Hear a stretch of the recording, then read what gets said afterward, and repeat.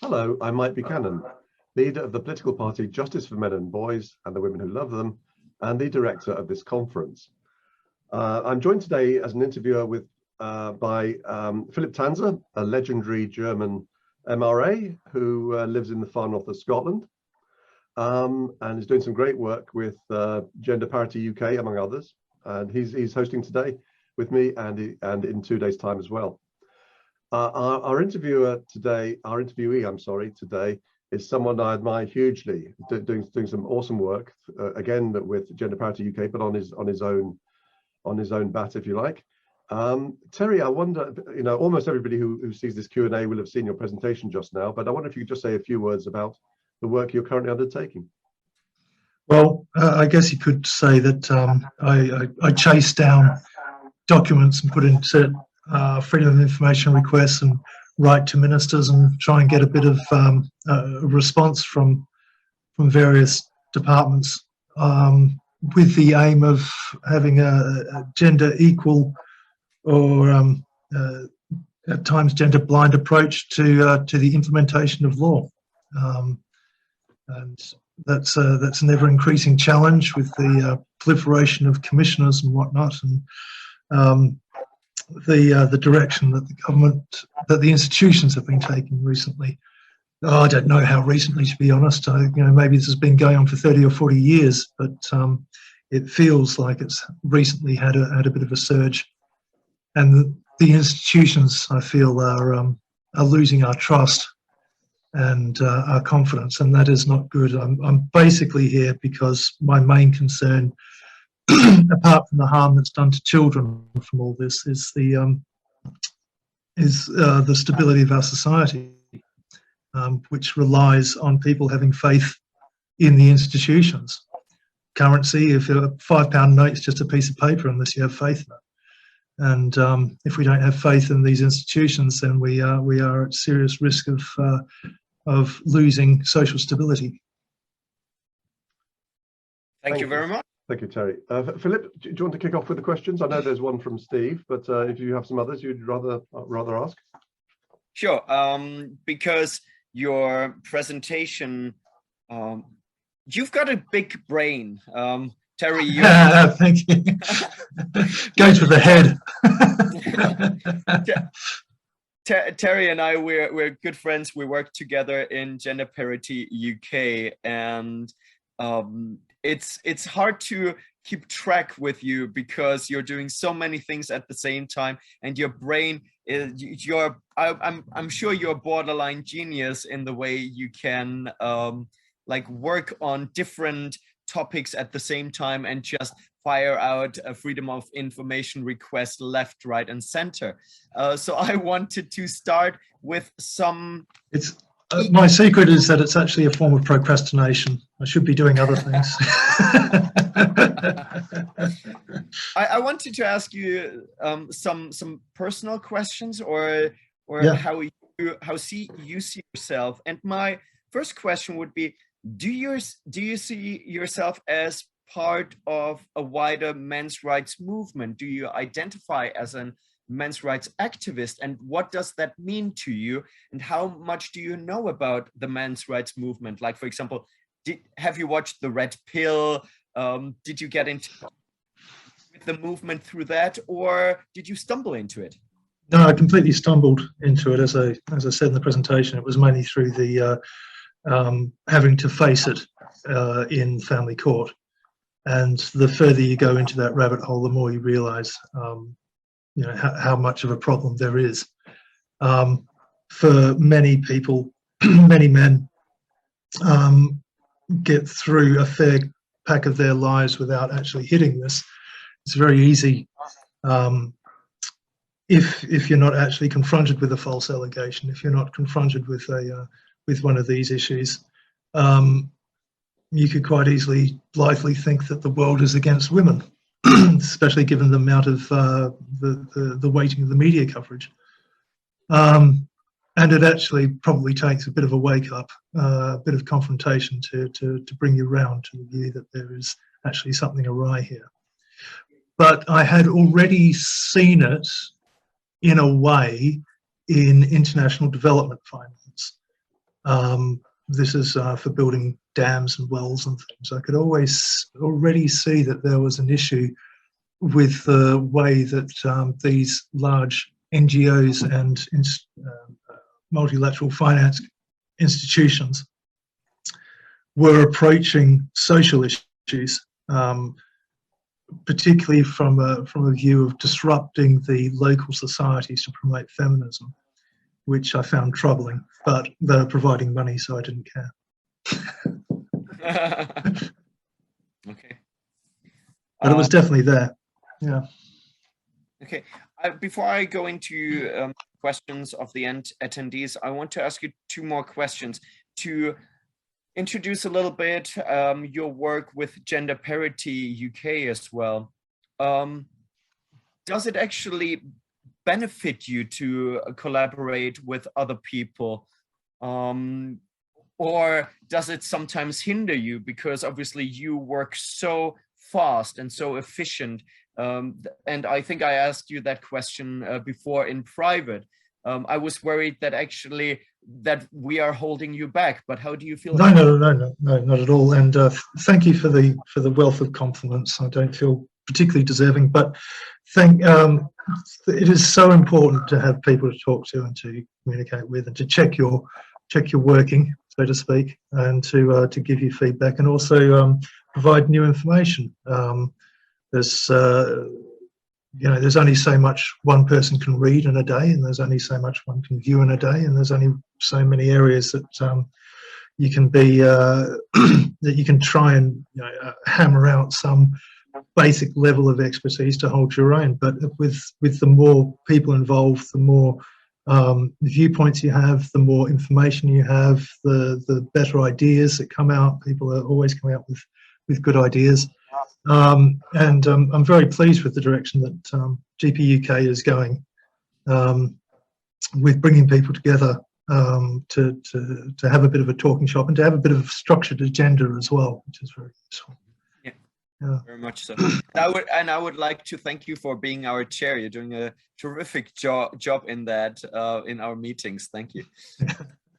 When did you start working with others in that area, and how did you come across GP UK, or how did we come across you? It was through David Eggings at Temper Domestic Violence, who I had brushings with. I started working as a Mackenzie friend for some guys, and in the family court, that's something else. There's serious problems there, but David was one of the few service providers who was really putting himself, making a positive effort and positive change, I think, to the way that these issues were being handled, and so I got to know David, and he invited me along, basically. Brilliant. I have a question from Steve Moxon, writer of a most extraordinary book. To my mind, one of the most important, but this was in 2008, one of the most important books. I mean, how any MRA doesn't have it on his bookshelf, I don't know. It is absolutely outstanding, and I'm looking forward to his Q&A, which follows in a couple of hours.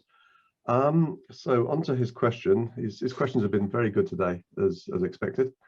He says this: is it principally refusal to seek scientific input that's the basis of designing to mislead and not inform? I found complete absence of scientific evidence gathering by the Law Commission concerning the current hate crime review. My submission on zero evidence for the notion of misogyny, so that misogyny could not be the basis of a hate crime domain, seems the sole contribution of scientific literature to that review. Yeah, actually, that's very interesting, because I've had a look at the hate crime Law Commission report as well, and I think we wrote into them. But I see parallels in the way that the risk of harms report was produced, which was absent any scientific input. And it does seem to be that the lawyers, people with the legal training, seem to have grasped the reins of a lot of these things, and seem to be hopping off without any decent appreciation of the scientific method or for technical expertise. And I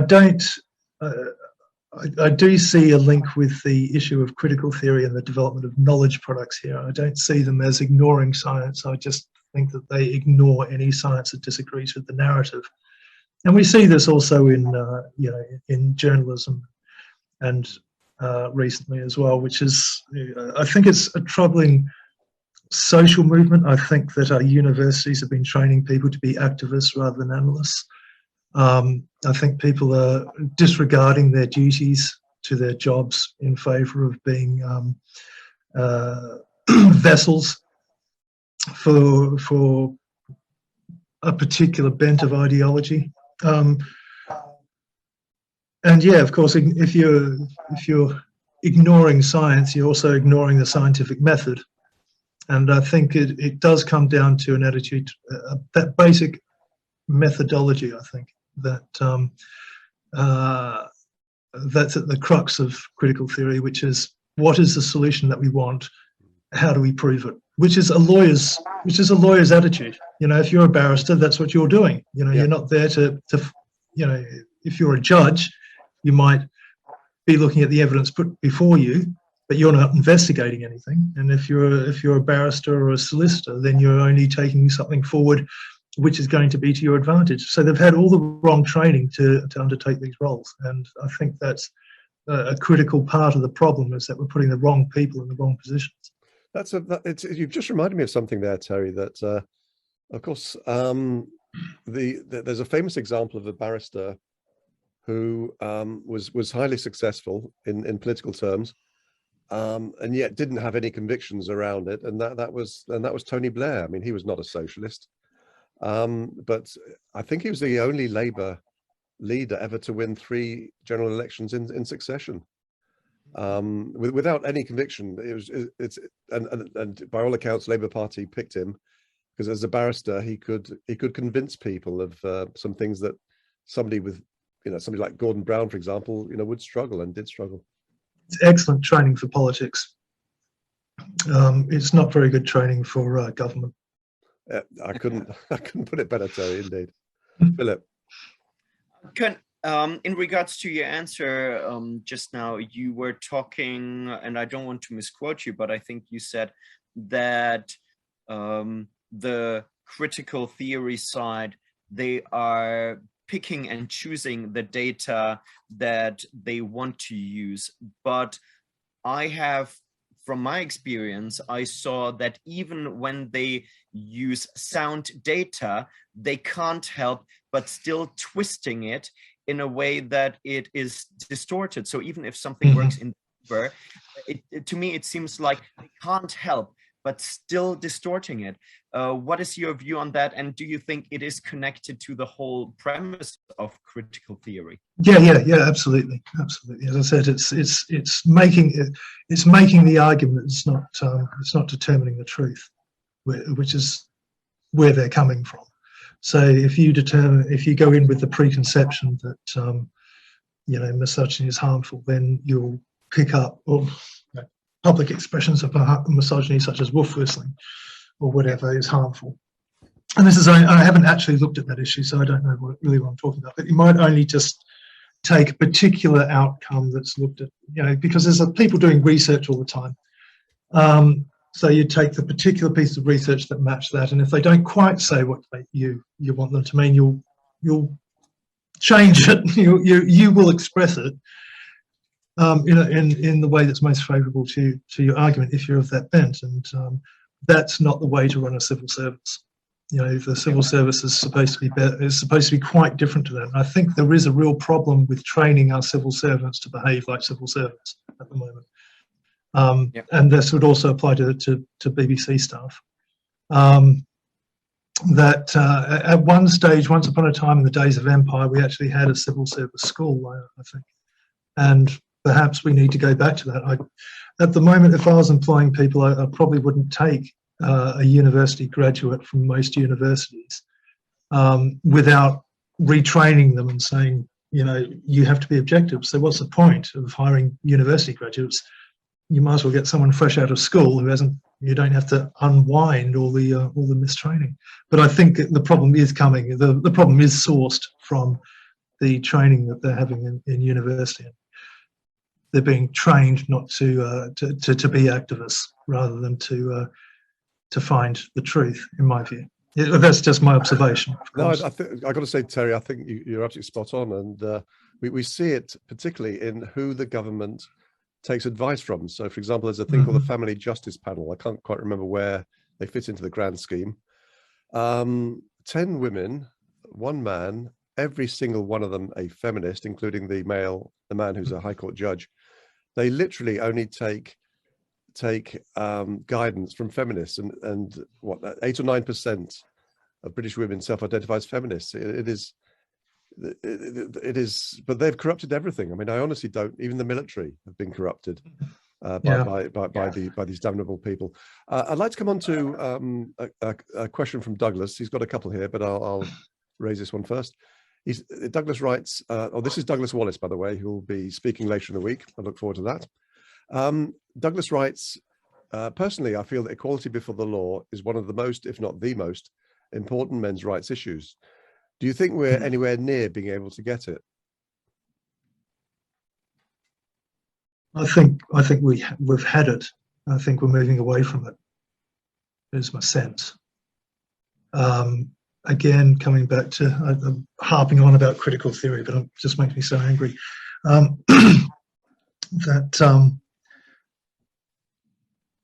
The identity of the oppressed as the person that you should believe, and then like this idea of the group identities, that if you're female, then you're oppressed class and you need special privileges, or you know,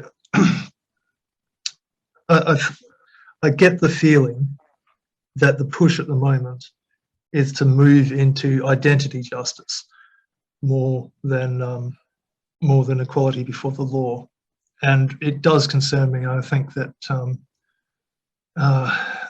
you know, we've got to fight hard to keep what we have,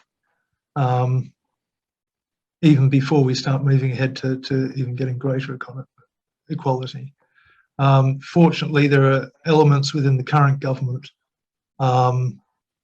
such as Kemi Badenoch and Liz Truss, and to a disappointingly lesser extent, Priti Patel, who have clearly identified that as one of the principal foundations of a competent Western society. But I will say this, that if people lose faith in equality before the law, if people lose their trust that they will get a fair hearing, that's something that men have fought and died for before. So it would be unwise to let that go too far. And we'll have to again, I suspect. I mean, there are actually not a huge number of areas where women have rights that men don't have, but some have appalling consequences. I guess the most obvious there is abortion. 73 million people, sorry, 73 million unborn children killed in 2020 alone. Although I wouldn't want men to have the right to insist on an abortion. I think that would that's something else. But could I say here that it's not only about equal laws, it's about the implementation of the laws. I was about to say exactly that, Philip. No, I was going to say, well, that's the most sinister part, because if you have equal laws but they're not being implemented equally, that's not something that someone can point to and say that's unfair. That just creates a whole feeling in the society that the society is broken, and that's where the instability will come from. Having a nice clean law, if there was a nice clean law that said, you know, we're going to believe women 100% of the time, at least that's something that you can point to and say, you know, that needs to change, and you can have your little protests and everything. But this underlying mistrust from the institutions, and this feeling of dishonesty with the institutions, that's more destructive, I think. It's like the US. It's like watching the US news. You know CNN's biased and you know Fox is biased, so you can take a view. But when they're promising that they're not biased and they are acting biased, that's not something that you can deal with easily. I would like to say something before I read the next question, and the next two questions go in the direction of FOIs. People seem to be quite interested in that. My question is, and that is in part towards you, Mike, as well. I do feel that there is a cultural shift, that people are really tired of the narratives that are being pushed at the moment. And when, Terry, you're talking about critical theory, but nobody would know about critical theory if it wasn't for critical race theory, which was only pushed in the last 2 years. And now people have a name for it and are starting to oppose it and attack it. Do you think that the stronger and stronger push towards critical theory and social justice warrior thinking, do you think that this push actually helps us in identifying the issue and fighting against it?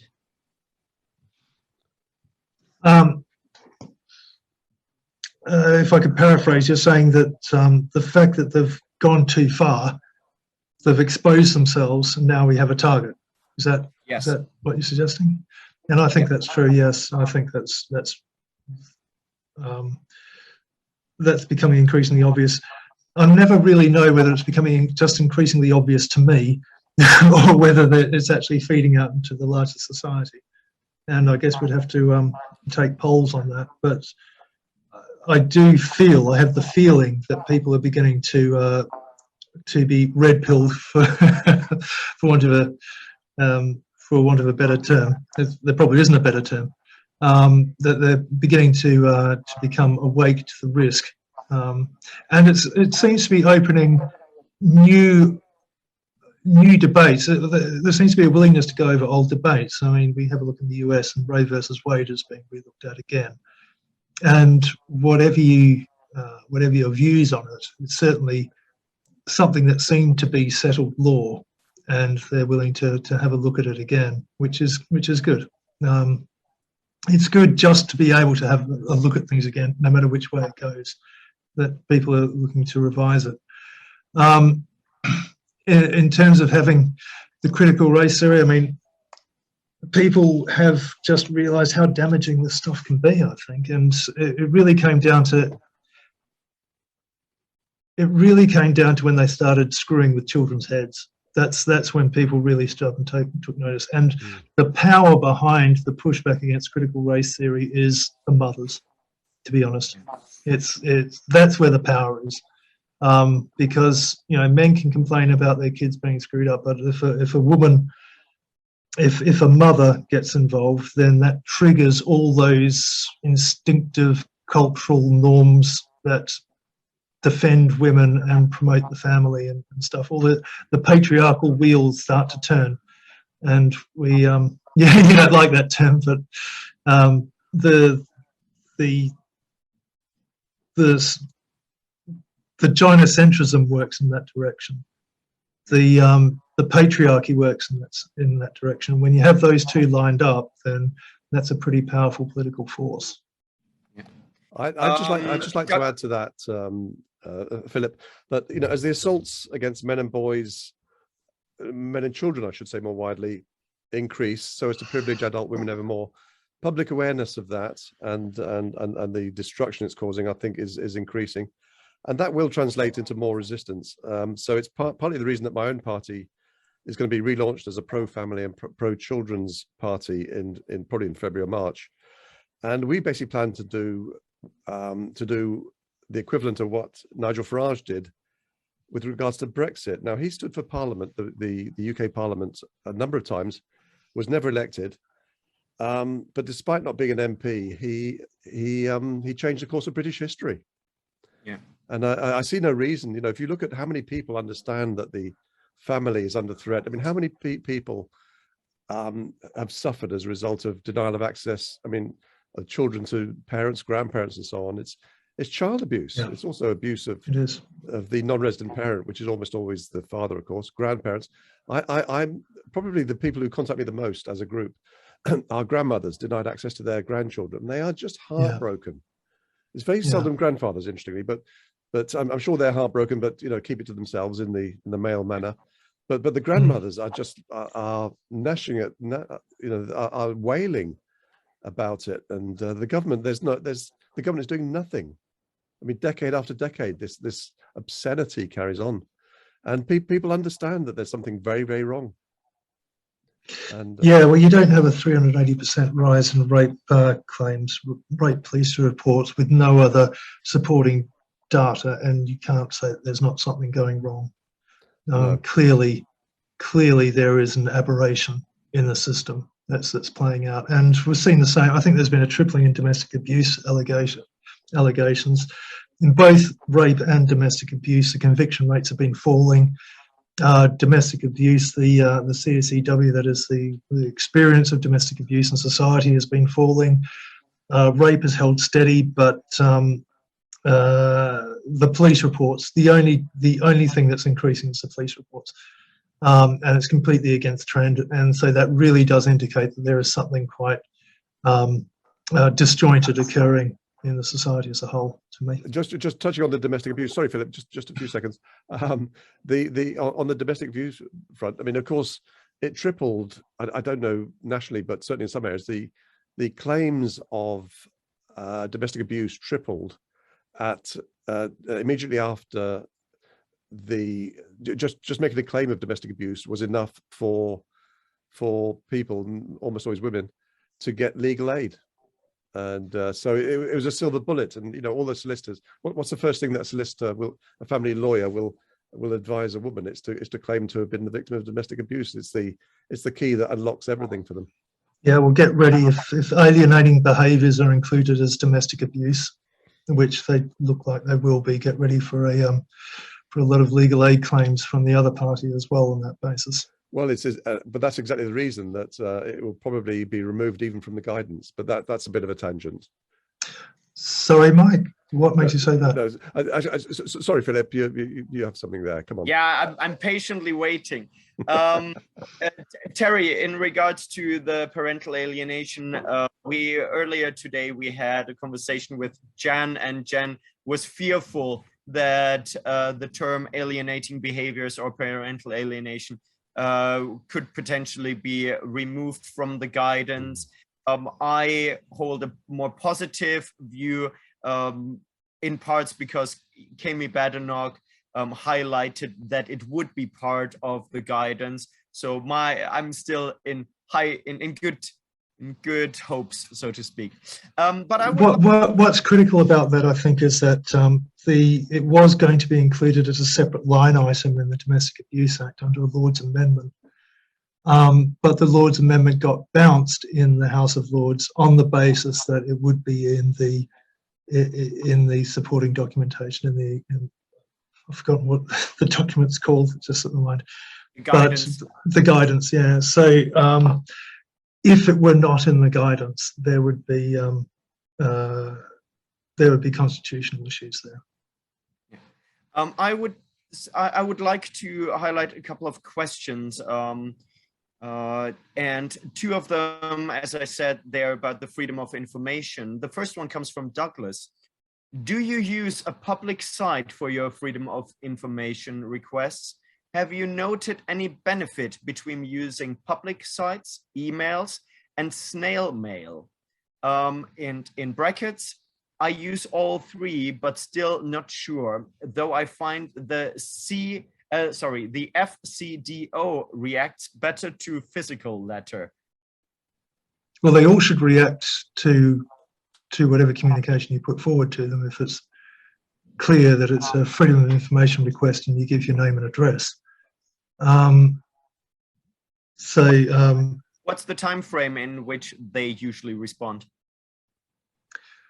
My memory, which can betray me sometimes, is 20 days, but it might be a month. They don't always meet that, but that's what they're supposed to do. It depends, of course, on what you ask them, but they should respond to your request within that time. Yeah. Follow-up question. Oh, sorry. Sorry. Yes, we have an interesting question from Grant. Let me just get to it. Grant Wilson. He asked this, Terry. Have you done any FOI requests on birth registrations, exclusions of fathers and naming of children? There are penalties in most countries that involve vital statistic violations, such as falsified death certificates. They seem to not apply to false birth certificates. Governments do have obligations and procedures for investigating vital statistics violations. I'm not familiar with this issue, but it sounds like what you're suggesting is that the birth certificate, are you suggesting the birth certificate's being mentioned? And I guess you'll have to reply in the chat unless you can open a microphone. No, that's okay. No, I think what he's saying, and he'll hopefully contact us if or put something in the chat stream if I've not got this right. But it seems that in so many areas, women do not suffer adverse consequences for basically violating laws. So lying and saying the father is not known.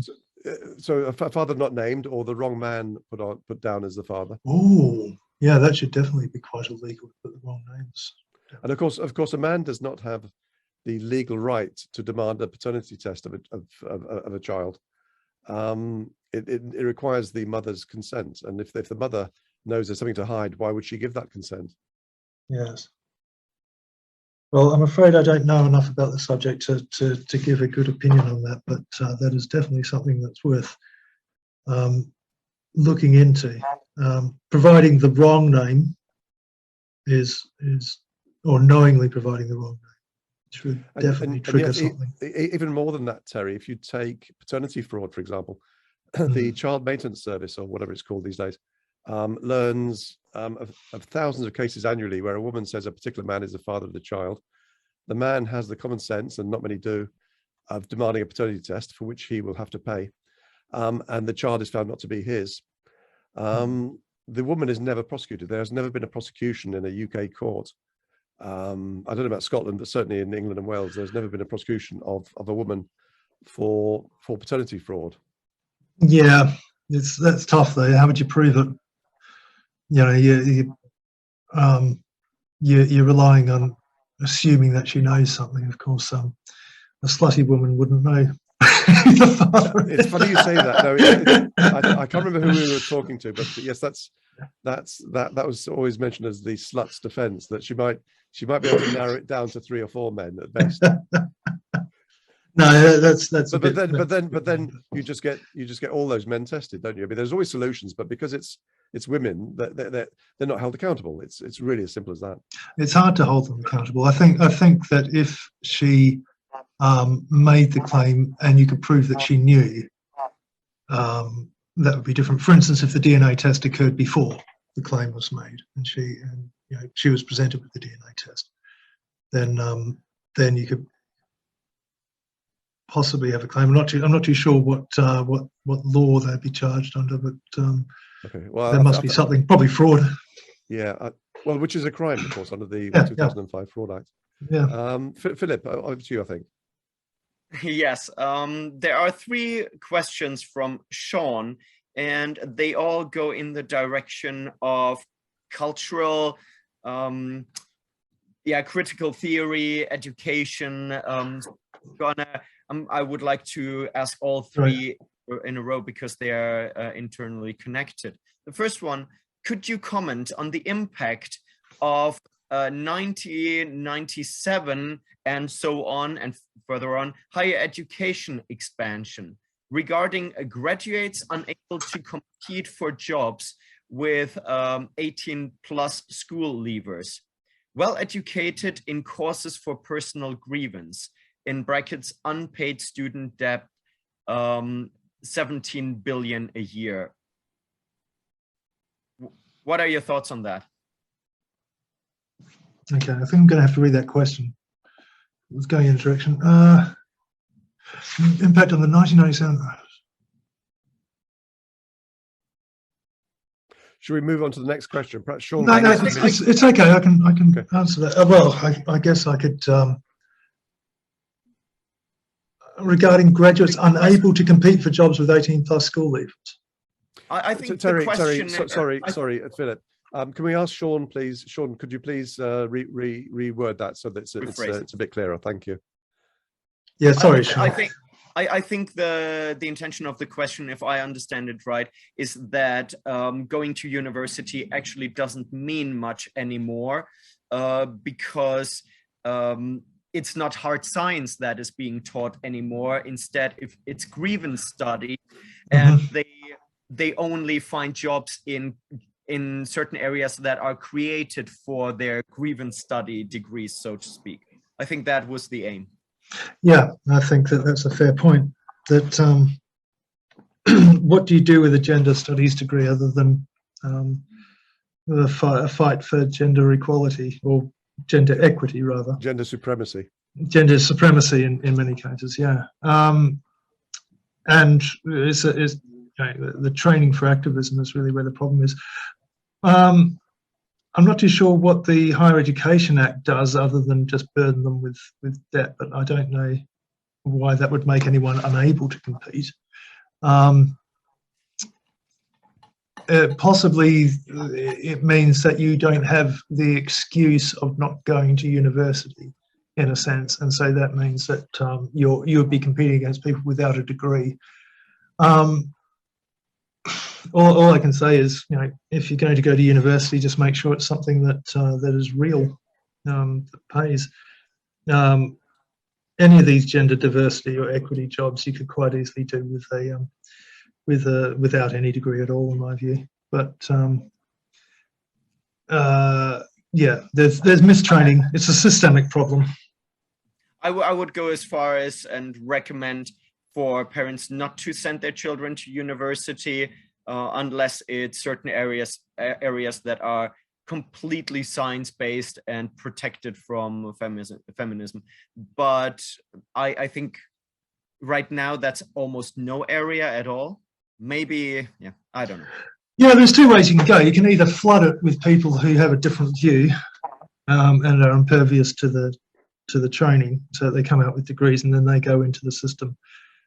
Basically reverse engineering the long march. But yeah, that takes a lot of sacrificial lambs that you've got to put through these horrible, demeaning, depressing courses. I think is it what Hat? What's Hat's name? Eccentric Hat. Yeah, he's doing that. He's studying gender studies, I think. Yeah. Brave man. Yeah, but it takes a toll on his emotional and mental well-being. I bet it does. Follow-up question from Sean. Is there a future for a new academy of counter-feminism and drawing together the scholarship and skills which are so proliferate in this community? Yeah, there is. Yeah, there is scope for that, and you've seen it. It's not just feminism, of course. It's the entire school of critical theory thought that needs to be countered, and I believe there is a demand there. I, as a parent of a university-aged child, and another two coming into university, would definitely be interested in hearing that. We've seen a move in the creation of the University of Boston in the United States. There will definitely be a need for these people to right the ship of government as things begin to disintegrate under critical theory. There'll be a demand for people who can actually take command and take control of the situation. And so, I've been mulling over this idea of naming some universities universities of the Enlightenment or something like that hold these Enlightenment principles so that they can be identified.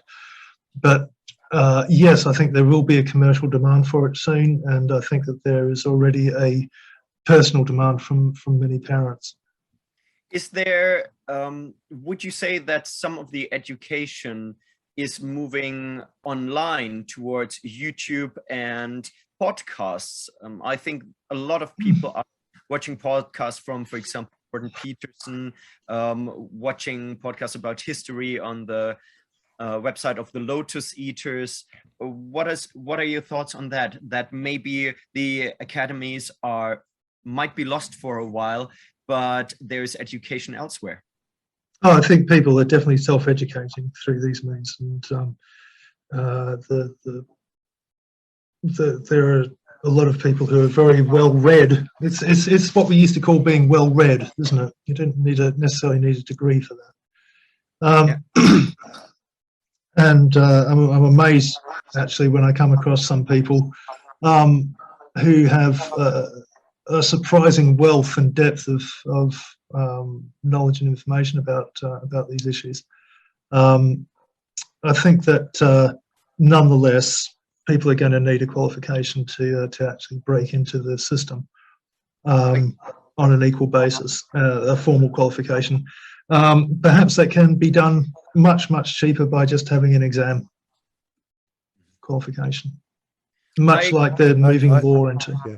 So, sorry, Terry. I'd just like to add that, of course, there are some places where with absolutely astonishing resources, and as loath as I am to mention a book that I published myself, this to me is the absolute gold standard of information. It's not every issue, of course, but it's a lot. 675 pages. Bible pages as well. He didn't skimp. It is, but it is an extraordinary book. That's the only word for it. Nobody dissects issues in the way that in the depth that William Collins does. It's also, I might say, because it's produced by print on demand, it's necessarily an expensive paperback. 675 pages. It's about £25 on Amazon. But the ebook, William Collins has. We've published the ebook, and it retails for only about £4, £4.20 on Amazon. Wow!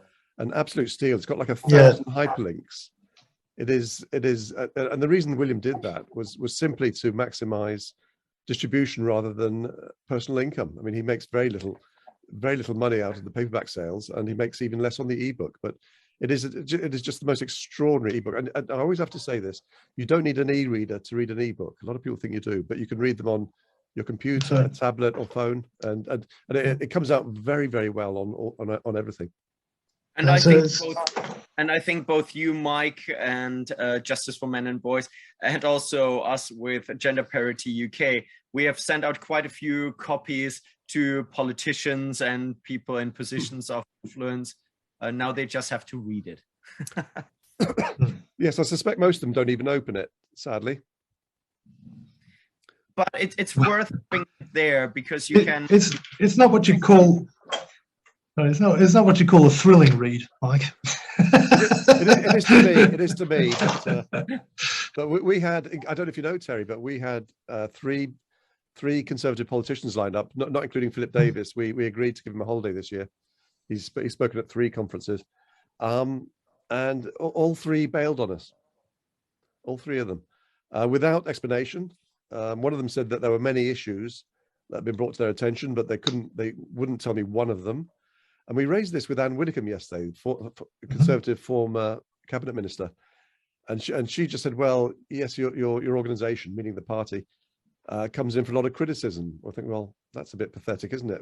Let's address the criticism, but we are where we are. Sorry, I've gone off on one of my tangents again. So Philip, probably best to hand over to you again. Okay, I've got the last question from Sean, and that opens the doors for another shameless plug. The question is, has anyone seen the books about raising feminist boys? Quite a strong new corner in publishing. Have you guys seen that? Oh, no, I don't want to. I don't think I'd want to open that link. But I will point out that was it Mark Walsh is best-selling children's book author for his walrus book, his anti-transgender walrus book for children. So I think that whereas there might be publications coming out in the direction, again, where the demand is, I think would be to be bringing your children up, boys and girls, to be strong and resilient people who are confident in themselves, and I think that market will always be there. The tiger who comes to tea and all those other things, Winnie the Pooh, I'm sure they'll find a problem with that sooner or later. Sean comments, unfortunately, some new mothers are to be seen boasting about using these boys these books with very young boys. Horrendous, he says. Quite right too. Yeah. But as Terry rightly just said, that Matt Walsh, very conservative American commentator, he wrote a book regarding the trans issue. When I attended the Scottish Family Party conference a couple of weeks ago, there was an author who did children's books for conservative upbringing of children, and I would like to highlight the series Brilliant Bob. That I was about to mention Ken Jolivet. Yeah, who is listening to us right now, and his book series was recommended yesterday by Paul Elam, and I think that is a good antidote to the feminist indoctrination that is happening from the other side. But unfortunately, you can't really protect children from the ideology of the parents, and you can only hope that just as it happens in many cases of religious ideology, often children grow against it and say too much, and then they say, oh, I actually want to see a different worldview. Maybe the same happens in regards to children being brought up with feminist indoctrination. Well, I have two grandsons just coming up to 3 and 5 years old, and both their parents would call themselves progressives. I don't know where I went wrong with one of them, but I'm looking forward to reading Brilliant Bob is Stoic. Do you think that could be a tough concept for a 3-year-old? I don't know. Might be a bit early. Possibly so, but I'll give it a damn good go, if only to wind up his parents. Ken just wrote, hey guys, yes I am, in regards to listening to us.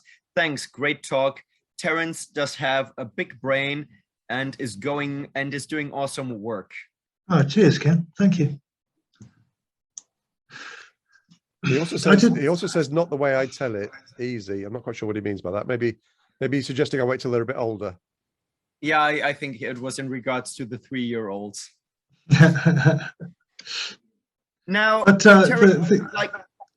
because we're coming slowly to the end, I would like to ask you something about the structures in government that you identified in that are fighting against equality. So, and try to keep it brief. What are the structures? How do you think we can destroy these structures, or at least challenge them? And the last question, and these are questions from me, is what do you think about the position of a minister for men to highlight equality from a man's and boys' point of view? Well, I'll answer the first one first. The last one first, which is it is necessary in an environment where you have a minister for women. I'd rather have a minister addressing the issues for both sexes. For instance, minister for men. If you have, I think if you're going to have a minister for women, then you do need a minister for men. I would like for all of our politicians to be concerned with the issues rather than the gender of the people. But of course, having said that, it's very important that we have someone to coordinate how all these issues interact. For instance, how homelessness comes out of mental health issues, comes out of fatherlessness, comes out of this, it comes out of perhaps domestic abuse in the terms of alienation and whatever. And how it's a very complex interrelated matrix, and I think it would be extremely useful to have someone looking at all these disparate areas where the problems are cropping up with men's lives, and to put them into a coordinated strategy to address them. I would go as far as saying I think women's issues will always be addressed, I would say, even without a minister for women, because everybody cares about the welfare of women, where I think that the welfare of men needs specific representation, because of gamma bias, we are much less likely to actually look at it. What do you think? Yeah, that's quite true. But my counter to that would be women's issues are men's issues, and men's issues are women's issues, and we're all on this planet together, and we need to work for everyone's benefit, because if there's a lot of men who are in pain, then you have a lot of social problems. If you have a lot of women who are in pain, you have a lot of social problems. So we need to, work cooperatively on the issues, in my view. But the way things seem to be panning out, in the way that our administration seems to be structured along dividing these issues along gendered lines, then you do need a minister for men. But I'd rather have people appreciating that it's homelessness is everyone's issue. Male suicide is everyone's issues. All these men have sisters and mothers and potentially ex-wives and children, and there's a hole that's being created when these people kill themselves. There's a damage to society that affects everyone. So I'd rather that we had a minister looking at suicide, but I can genuinely see that there is a real need to coordinate these issues, or to have a look at how these issues are interreacting and creating themselves. But it would, of course, a minister for men would be the feminists' worst nightmare. That's why I admire people who are fighting for one. But the chance, I'm more likely to become pregnant than we get a minister for men in the foreseeable future. Can I just say I've invited Ken to come on as a panelist. We have a few minutes left. He hasn't responded to that, so I don't know if he's listening rather than looking at the chat. But it'd be nice to have him here for a couple of minutes if he can join us. I could promote him to be a panelist. Not something we've done so far in the Q&As. So Philip, I think you've still got one or two questions. Well, the question, because you only answered the first one, the question was, what are the structures in government that keeping us out, so to speak, and how do you think we can destroy them? I know it's a huge question. Try to keep it brief. There seems to be something in the way the civil service and the political mechanism interact. The structure that we found with the risk of harms report was creating a independent body that would actually operate without adequate controls. We're seeing something like that, it seems, in the way that the Domestic Abuse Commissioner is conducting herself as well. Perhaps I hope that I'm wrong about that. It's still early days, but I haven't seen a lot that makes me confident about that. So that's one of the areas, is setting up these mechanisms that operate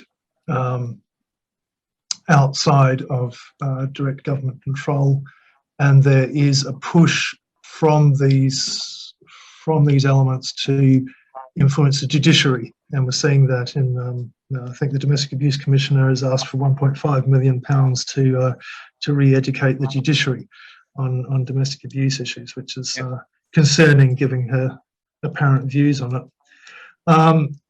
What we have to remember is that, as you mentioned before, female issues will always get a sympathetic ear. For a politician who is looking for power, making an appeal to feminism catches a whole block of votes, so that if you wanted to get policy A through, if you can put it within a feminist framework, you can get people to vote for it, even though it's against their interests, just because they identify with it as a group thing. It's a group out group preference, which is known to be stronger for females and males. Can I just say, sorry, I'm sorry. Yep. We've just gone past the 55 minutes. Okay. So I hope you'll be okay if I promote Ken Jolivet to the panel. Just we have about 2 minutes left. Yeah. Before we absolutely must wrap it up. We haven't done this. Oh, here he is. So there he is too. Hello, Ken. Nice to see you. You're on mute. You have to unmute yourself. Yeah, you need to unmute, Ken. There we go, unmuted. Nice to see you guys. Nice to see you too. So, Ken, I mean, perhaps you can just say in the minute or two we have left, why the question, why your books would be, suitable even for children at the age, a really younger age than I would have thought. Sure, yeah, because I took the more complicated concepts like Stoicism, for example. It's really not that difficult to describe. What I did is I took in that particular book, an adventure where the dad takes brilliant Bob and his 3 best friends on a camping trip for the weekend. And they go and they have some fun and they're doing the things that the 3 characters do. And then they get lost. They're on their way to go fishing to catch some dinner. And they get lost. And they're scared. And they're frightened and all this kind of stuff. And they're starting to panic. And then Bob's dad pulls them together and says, hey, look, we've got to maintain logic and reason and teamwork to get through this. We don't have time for emotions to get in the way or fear. So we're going to handle this. And guess what? Each of you are going to have a job. And so each boy gets a job. One's going to help navigate and orientate. One's going to look out for nasty animals like bears and this kind of stuff that kids would find a bit frightening. And one is going to, I forget, do something else. So they all have a job and they keep busy. And in the end, they have a great time because they go build up a natural sort of tent with trees and branches and what have you. They have a fantastic time. They brought some food and marshmallows along to make a fire and eat and snacks, and they tell stories and they're scared and on, and they have a great time. They don't even want to go back to the camp. But so that's how a kid. Awesome. Ken, thank you. Sorry, I absolutely must end it there. That's it. Sounds great, Ken. I'm looking forward to read that out to my 3-year-old grandson. So thank you, Ken. Thank you, Terry, for amazing answers. Thank you, Philip, for co-hosting, and look forward to chatting with Steve Moxon in an hour. Bye for now. Cheers. Bye. Bye. Thanks.